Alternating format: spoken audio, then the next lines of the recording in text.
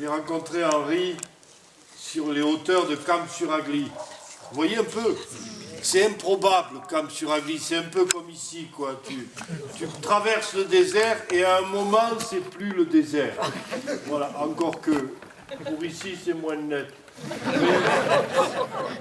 Et alors, au-delà de Camp-sur-Agly, il y a un endroit qui s'appelle le Bouchard. Il y en a qui connaissent le Bouchard. Vous voyez le Bouchard. Et Henri, il fait des stages là-bas. Il fait en 2010 un stage avec Henri. Quand on est passé dans les mains d'Henri Gougaud au Bouchard, on devient les frères et les sœurs du Bouchard. Il y a une sorte de confrérie un peu étrange, un rien ésotérique, quoi. Et donc, c'est là-haut, au Bouchard, qu'Henri m'a raconté une histoire et que je vais vous raconter. Et parce qu'effectivement, ah oui, pour compléter ce que disait Philippe, c'était l'élève de René Nelly en littérature occitane, à l'époque où Henri Gougaud traduisait la chanson de la croisade. Et voilà, donc il l'a évidemment beaucoup fréquenté.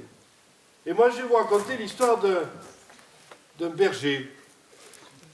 Oh, attendez-vous à voir sur les chemins de mon histoire un berger, un pauvre homme, quoi, vous voyez, un berger en guenille, un vieux manteau poussiéreux percé de 1000 trous, et qui passe l'essentiel de son temps là-haut, dans les collines caillouteuses, et qui descend au village rarement.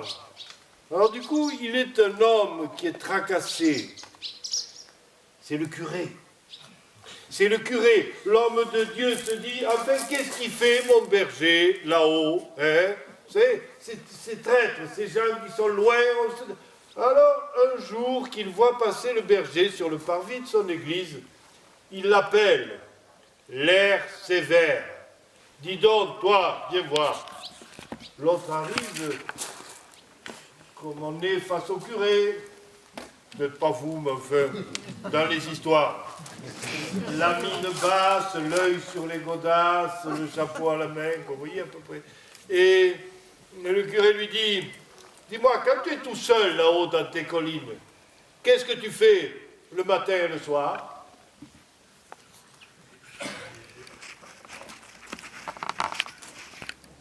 Le matin, je me lève. Le soir, je me couche. Non, mais je sais bien, dit l'autre, mais qu'est-ce que tu fais, hein? Qu'est-ce que tu fais de ton âme là-haut? Je la laisse en paix. Ah, mais fais tout de même. Est-ce que tu dis tes prières? Voilà, c'est dit. Ah, mes prières. En fait, vous comprenez, monsieur le curé, avec le travail que j'ai avec les bêtes, enfin, parfois, j'oublie. Bon, pour être franc, non. Mais qu'est-ce que tu fais alors le matin quand tu te lèves? Dis. Dès qu'on parle du curé, ici, bang, un rappel à l'ordre. Non, voilà. Et l'autre dit, mais le matin, quand je me lève, comme en face de la cabane, j'ai la crête là, le soleil s'en vient sur la crête, alors je le salue. Voilà. Comment ça, tu salues le soleil? Mais je salue le soleil, j'ouvre grand les bras et je lui dis bonjour. Voilà, et comme il me caresse la joue froide de la nuit, ça me ragaillardit, et pour lui dire que je suis vraiment content de le voir, je me roule dans la rosée. Tu salues le soleil et tu te roules dans la rosée. Oui, et le soir, je lui dis au revoir, parce que je suis poli. Alors là, dit le curé, ça, tu vois, c'est du paganisme pur. Alors ça, pas question. Ça, mon garçon, grand nettoyage. Dedans, à l'église, au confessionnal. Et il suit le curé, toujours la mine basse. Ils entrent dans l'église sombre et froide. Et là, le curé lui dit, et puis ton menton pue, enlève-le. Il enlève son manteau. Et il cherche un porte-manteau. Et vous avez remarqué, dans les églises, il n'y a pas de porte-manteau. Vous avez remarqué ça? C'est fou. Il n'y a pas de porte-manteau. C'est à croire qu'on n'a pas envie que vous restiez. Oui. Il n'y a pas de porte-manteau. Alors il est là, le manteau, il cherche, quoi, il ne trouve pas, il est embarrassé. Et à ce moment-là, un rayon de soleil passe par le vitrail et fait comme une flèche de lumière qui vient frapper le carrelage. Et le curé, hautain, rien méprisant, tiens, le voilà ton grand copain des cimes, t'as qu'à lui confier ton manteau, on n'en parlera plus. Et le berger répond, mais c'est une bonne idée. Et il a posé son manteau sur le rayon du soleil.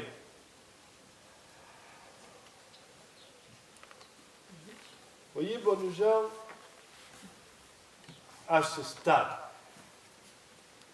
les chemins peuvent diverger.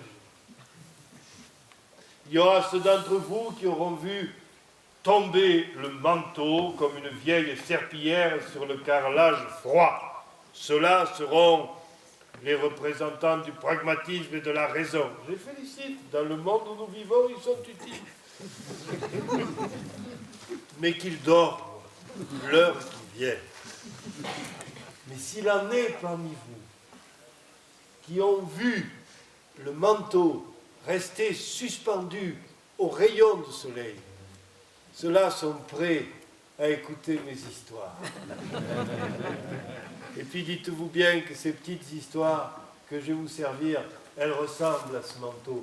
Elles sont pleines de la poussière des siècles, percées de 1000 trous. Elles puent parfois, bien sûr, mais il leur arrive de rester suspendus à un rayon de soleil.